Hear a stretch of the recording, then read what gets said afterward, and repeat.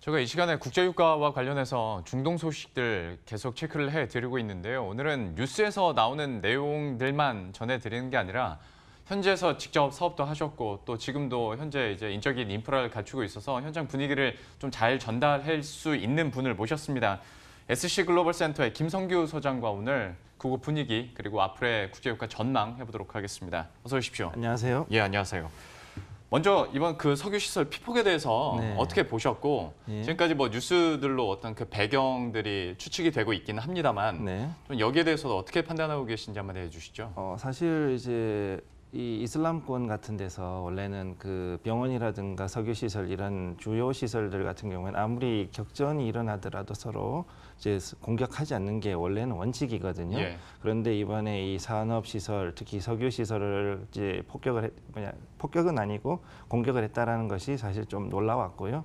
이 배경에는 사실 이번에 스스로 밝히기로는 후티 예멘의 후티 반군이 자신들의 소행임을 일단은 자임을 했는데 사실 지금까지 나온 외신들의 내용과 실제 제가 본 걸로는 조금 부딪히는 부분, 쉽게 해서 좀 석연찮은 부분들이 좀 존재를 해요. 예. 그래서 그것들을 이제 조금 이따가 좀 말씀을 드리려 그럽니다. 예. 그래서 지금 특히나 이 상당히 더 이상한 것이 오늘 최근에 나온 그러니까 오늘 나온 이 뉴스를 보면은 북쪽에서 공격을 했다 그랬는데 예멘은 사실 남쪽에 있거든요. 네.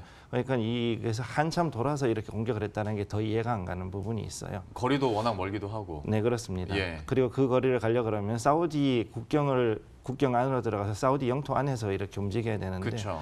그것을 어떻게 피해서 가느냐 그거 굉장히 어려운 일이거든요. 예. 아니면 이라크로 넘어오든가 아니면 이란에서 너무 월경해서 바다 건너서 와서 숨어 들어오는 방법이 있는데 예. 그러기에는 가지고 있는 드론들이 사이즈들이 다 크니까 이거를 네. 가지고 움직이다 보면 결국은 드러나게 돼 있거든요. 그래서 이런 부분들이 사실은 좀 문제가 있고 제가 봤을 때 좀 석연찮은 부분이 있다고 생각합니다. 하다 보니까 이제 이라크 얘기도 나오고 이란 얘기도 나오고 네, 그렇죠. 트럼프 대통령은 이란으로 이제 목표를 그냥 잡은 것 같긴 합니다만 예. 여기에 현지 분위기는 또 약간 다르다라는 얘기를 해주셨고 네. 개인적으로 지금 듣고 싶긴 한데 이따 얘기해 주신다니까 저도 예. 잠깐 참아보도록 하면서 네네. 다음 질문을 또 드려보도록 할 텐데 그러면 이 사안 같은 경우에 얘기해 주신 것처럼 아무리 분쟁이 있어도 여기는 안 건드리는 게 지금까지는 그냥 관례라고 해야 될까요? 뭐 그랬었는데 전쟁할 때 이슬람권에서는 관예가 그렇습니다. 그런데 건드렸단 말이죠. 네, 여기가 그렇죠. 드론의 공격을 받았습니다. 네. 분위기나 정세가 갑자기 또 휘몰아칠 것 같은데요. 네, 사실 이 부분이 좀 걸리는 게 사실 이제 지금까지 이란이 지금 팔레비 왕조 때는 미국의 엄청난 지원을 받다가 호메이니가 이제 이슬람 혁명을 하고 난 뒤에 40년 이상 거의 한 50년 가까이 지금 계속 제재를 받고 있거든요. 그러면서 사우디가 지금까지 미국의 비호를 계속 받으면서 성장을 해왔어요. 예. 그리고 그 주변에 있는 가스전도 사실은 원래 이란이 공동 개발할 수 있는데 그걸 계속 제재를 억누르면서 카타르라든가 다른 나라들을 이제 키워줬거든요. 예. 그런 상황이었기 때문에 이란 같은 경우에는 사실 이런 부분이 굉장히 좀 억울하게 생각이 되는 거죠. 그리고 이제 좀 보시면은 지금 현재 중동 지역은 중동 북아프리카 이쪽은 걸프 협력 그러니까 GCC 국가들 즉 기름이 많이 나는 그런 나라들을 제외하고는 대부분이 불안정해요. 내전 네. 아니면은 뭐 가난이라든가 아니면 여러 가지 문제들이 있는 상태인데 그런데 이것들이 사실은 지금까지 순니파 중심의 그러니까 사우디를 중심으로 한 미국의 육성 정책으로 인해 가지고 사우디가 굉장히 그동안에 미국의 입김을 받으면서 성장을 해온 게 사실이에요. 네. 그랬는데 이제 그거에 대해서 반해서 이란이 거기에 대해서 이제 반대급부로 시아파니까 순니파에 대한 반대로 시아파 계열이 있는 이라크라든가 혹은 이제 이쪽에 북예멘의 후티 반군들 이쪽에다가 무기들을 대주고 심지어는 이번에 이제 드론도 사실은 이란 제일 확률이 큰 게 이란이 그쪽으로 굉장히 발달해 있어요. 네. 그러다 보니 그런 무기들을 지원을 해주면서 사우디를 견제하는 그런 모습을 보여주고 있는 거죠. 예. 그래서 사우디와 예멘 사실 지금까지 장기간 국경 분쟁을 했는데 후티 반군은 사실은 말이 반군이지 사실상 예멘의 정규군이라고 보시면 돼요. 네. 훈련 정도라든가 무장 수준을 봤을 때 단순하게 그냥 경보병 무장이 아니라 실제로 중화기들을 갖추고 있는 택티컬이라고 불리는 중화기들을 갖추고 있는 그런 곳이기 때문에 이 부분 사실상 말은 안 하지만 정교전이라고 보시면 돼요. 사우디와 예멘 간의 전쟁은. 그래서 이 와중에 이렇게 왔다 그러면은 지금 이건 조금은 심각한 부분이라고 보고 있습니다. 그러니까 뭐 드론 공격 뭐 두 군데 피폭하고 게릴라 전성으로 이런 게 아니라 네. 진짜 어떤 정부 안에서 있는 정규군이 움직인 거라고 해석을 한다면 네. 그건 사안이 좀 더 커지고 네. 복잡한 얘기가 될 수 있고 하다 보니 이제 미국과 이란 간의 또 강대강 이것도 좀 전망이 되고 있지 않습니까? 그렇습니다. 이 부분도 저희가 계속 그 분위기를 살펴봐야 될 것 같고 트럼프 대통령이 장전이 됐다고까지 얘기를 했으니까 네. 여기에 대해서는 또 이란 측에서 어떻게 할지 한번 지켜봐야겠네요. 이란은 사실은 지금 그래서 자기들이 안 했다라고 당연히 이야기를 하고 네. 그다음에 또 이 부분은 또 가겠지만은 어차피 지금 미국이 다시 이란 제재를 작년에 연장을 해버렸잖아요. 10년 이상. 그런 상태에서 맥시멈 페널티를 받고 있는 상태에서 굳이 더 올릴 수 있는 게 그렇게 많지가 않아요. 그래서 거의 이 이란하고 거의 똑같은 급의 제재를 받는 나라는 북한밖에 없습니다. 예. 그러다 보니까 여기서는 큰 더 변할 건 없다고 보고 있는 거죠. 그러면 이번에는 그 석유 그러니까 원유 공급과 관련된 질문도 한번 들어볼까 하는데요. 지금까지 사우디에서 발표하기로는 어제 새벽 기준으로는 50% 복구가 됐고 네. 그리고 9월 안에는 정상화될 거다라는 얘기까지는 나왔습니다. 이게 네. 이제 우리가 뉴스로 듣고 있는 소식인데 네. 공급 차질에 대해서는 좀 어떻습니까 분위기가?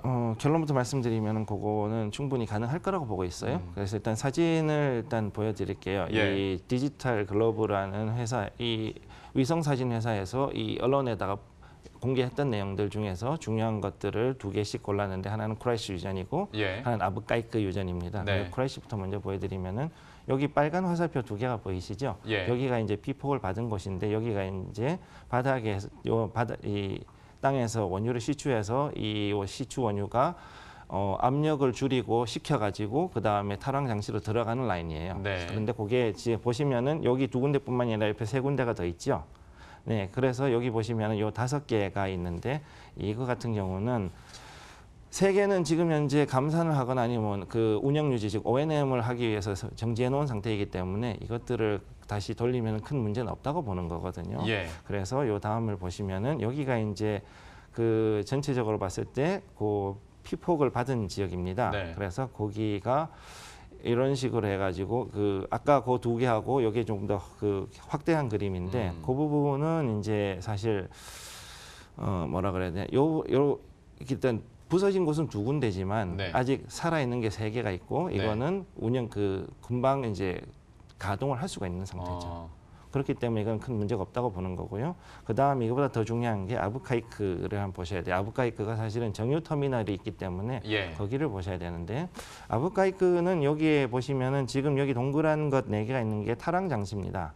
이게 뭐냐면은 아라비안 라이트 그러니까 중동산 석유들이 그 황을 많이 함유하고 있기 때문에 반드시 황을 걸러내는 장치가 필요해요. 그래서 그 거르는 거를 탈황 장치라고 보통 CPF라고 부르는데 여기를 정확하게 다 때렸어요. 예. 이게 그 드론에다가 GPS를 달아서 그래서 가서 때렸다는 얘기인데 네. 그건 사실상 이제 말이 드론이지 이거는 거의 순항 미사일과 같은 그런 효과를 가졌다고 보시는 시기죠. 거였죠. 그래서 다음을 한번 보시게 되면은 이 그림에서는 역시 이제 아부카이크 전체 석유 터미널인데 여기에서 17개소 정도가 피격을 받았다라고 이렇게 나와 있습니다. 그런데 아래에 보시면은 오른쪽에 3개 보시면 이제 클러스터가 보이시죠? 네. 요 클러스터 11개가 있는데 요 탈황 장치 11개가 다 이제 피격을 받았고 왼쪽 밑에 보시면은 거기에 좀 시커먼 부분이 있잖아요. 예. 거기가 역시 이제 지상에서 그 지상 유정에서 시추해서 탈황 장치로 보내는 그 배관 라인인데 거기가 또 지금 피격을 받았고 예. 위쪽은 제가 계속 확인을 하고 있는데 어딘지는 모르겠습니다. 그쪽은 그런데 이제 이렇게 시설들이 피격을 받았는데 중요한 것은 여기에서 탈황 장치가 제일 중요하거든요. 네. 왜냐하면은 여기에서 나오는 두바이유가 그 다른 지역으로 갈 때는 우리나라 같은 경우는 그 사우디 두바이에 나오는 두바이유를 탈황 장치를 가지고 있는 정유소가 큰 게 여러 개가 있습니다. 근데 유럽 지역에는 그런 장치가 거의 없어요. 왜냐하면 그쪽은 리비아나 브렌트유에서 나오는 아주 스위트라 그래가지고 그 경질유를 하다 보니까 여기는 그게 안 돼요. 예. 그래서 이게 그대로 해서 유럽으로 나가는 건 차질을 빚을 수 있기 때문에 요거를 최대한 빨리 복구시키는 게 목표였는데 그거를 최대한 빨리 이제 복구를 해서 그래서 이제 월스트리트전에서는 3분의 1 정도, 그 다음에 블룸버그는 50% 정도가 복구가 됐다고 얘기하는 게 이제 네. 요 탈황 장치 클러스터 하나하고 그다음에 다른 클러스터, 다른 장치 한두 개 정도가 더 이제 복구가 됐다라는 그런 얘기를 하는 거죠. 공급 차질이나 혹은 반대로 복구에 있어서도 지역별로 좀 나눠볼 필요도 그래서 있어 보이네요. 얘기를 네. 해주신 것처럼 네. 유럽과 또 우리나라에 대해서 아무래도 관심이 많을 테니까 여기도 좀 나눠서 볼 필요가 있어 보이고. 네. 근데 이 와중에 바로 이 사안이 터지고 나서 트럼프 대통령 같은 경우에는 이제 전략 비축유 방출을 승인했지 않습니까? 네, 그렇습니다. 근데 또 한편으로는 이란에 대한 제재를 계속 강화하고 있고 네. 실제로 강화를 지시했다고까지 얘기가 나왔습니다. 네네. 이런 어찌 보면 상반되고 어찌 보면 뭐 당연히 할 수 있는 일인데 네. 이에 따른 국제유가 향방은 좀 어떻게 판단하십니까? 일단 국제유가는 제가 이제 그 브렌트유, WTI, 두바이유 이 세 가지 가지고서 표를 간단하게 만드는 게 있는데 예. 그거 잠깐 보여드릴게요. 그 표를 보시게 되면은 여기에 중동 사태, 장기화 시의 국제유가 전망해서 제가 만든 게 WTI 같은 경우는 일단 단기적으로 57불에서 63불. 그다음에 브렌트유 같은 경우는 한 65불에서 70불. 역시 두바이유도 65불에서 70불 정도를 예상을 하고 있는데 예. 지금 현재 미국은 WTI의 전 세계 점유율을 자꾸 높이고 있는 작업을 하고 있는 거거든요.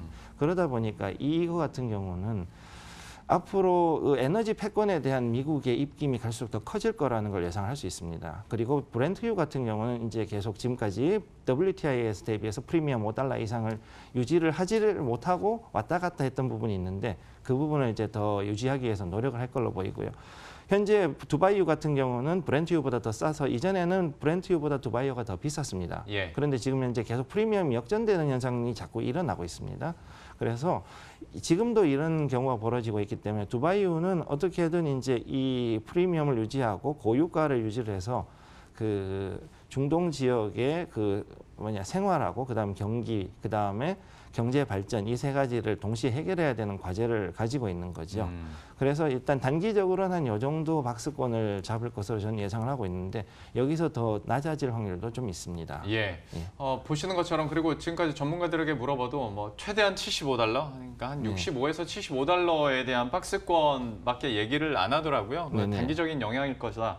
물론 해외에서 뭐 $100 얘기 나오긴 했었는데 이거는 그냥 한번 해프닝이자 예. 이런 이슈가 있었겠거니 하는 걸로 받아들이시는 게 좋을 것 같아서 여기에 대해서는 구체적으로 더 묻진 않겠습니다. 네네. 그런데 이제 시장에서 봤을 때 네. 뭐 미중 무역 전쟁이나 뭐 화이트리스트를 빼고 변수를 꼽아보라면 영국에서의 노딜 브렉시트나 네. 이탈리아 연정 파괴에 대한 이야기가 네. 하나의 변수였는데 네. 어쩌다 보니 이제 중동 정세가 네. 또 하나의 불확실성과 변수로 작용을 하고 있거든요. 네네. 이쪽 부분에 대해서는 그러면 앞으로의 전망은 어떻게 하십니까? 저는 일단 이 불확실성은 그렇게 큰 문제는 되지 않을 거라고 보고 있습니다. 왜냐하면 이미 이런 부분들은 다 선반영이 돼 있고요. 첫째로. 그래서 이 부분에 대해서는 그렇게 걱정 안 하셔도 될 것 같고 또 이미 보셔서 아시겠지만은 생각보다 지금 오펙이라든가 오펙 플러스들이 감산을 많이 했기 때문에 네. 그 얘기는 뭐냐면 다시 증산할 수 있는 여력이 많이 있다는 얘기거든요. 그러면 현재 지금 어느 정도 시설이 약간의 피격을 입거나 고장이 나는 경우가 있더라도 결국은 그것을 예비한 예비 라인들이 따로 있기 때문에 그거를 어느 정도 복구할 수 있다는 얘기죠. 그렇기 때문에 이 자체는 이 사우디가 그렇게 시설을 뭐 피폭 받았더라도 실제로 글로벌 경제에서는 그렇게 큰 영향은 주지 않을 것으로 보이고요. 예. 네. 그렇다면 마지막으로 우리 경제에 미치는 영향도 살펴봐야겠죠. 이것도 역시 정부에서는 영향은 제한적일 거다라고 발표를 한 상황인데 네네. 여기에 대해서 어떻게 동의하십니까? 예, 저는 그거는 동의하고 있습니다. 예, 왜 그러냐면 두 가지 중요한 게 있는데 첫째가 뭐냐면은 우리가 일단은 사우디에 대해서는 굉장히 큰 고객이거든요. 그래서 이거를 선도로 해가지고서 미리 계약을 해서 그 물량 확보가 돼 있어요. 그렇죠. 예. 그러면 이거를 해가지고서 가지고 오는 건 당연한 건데 예. 만약 그걸 하지 못하게 되면은 사우디에서는 당연히 이제 국가 간 신뢰 문제가 되잖아요. 네. 그러니까 이거는 그렇게 되기 어렵다고 보고요. 실제로 우리나라가 굉장히 세계적인 정유 대국입니다. 네. 그러다 보니까 거기다가 지금은 미중무역 분쟁 때문에 중국으로 가던 물량들이 다 우리나라로 또 많이 왔어요. 그러다 보니 더 물량이 늘어나서 그런 부분은 더 오히려 걱정 안 하셔도 될 것 같고 예. 그다음 두 번째로는 일단 이 아까 말씀드렸듯이 공급 능력 자체가 이미 좋기 때문에 그거는 큰 문제가 없고요. 단지 우리가 걱정해야 될 건 단기적 충격 때문에 우리가 이 사우디유를 가져와서 정제하면 이건 국내 소비되는 분량이 많아요. 예. 그러다 보니까 그것이 이제 휘발유라든가 다른 그 생활 물가는 약간 반영될 수는 있겠죠. 예. 그런데 그거 말고는 그렇게 큰 문제는 없고 단지 국내 이제 수급 같은 거에 대해서는 걱정은 안 하셔도 될 걸로 보입니다. 생활 물가 반영 같은 경우에도 좀 단기적으로밖에 영향을 안 줄 것 같기도 하고 네, 그렇죠. 선도 일정도 짚어주셨는데 아직까지는 일정에도 변동이 없다고 하더라고요. 때문에 네. 국내에 대한 영향도 좀 제한적일 것이다라는 얘기까지 좀 현지 분위기와 접목해서 오늘 함께 들어봤습니다. SC 글로벌 센터의 김선규 소장과 함께했습니다. 고맙습니다. 네, 감사합니다.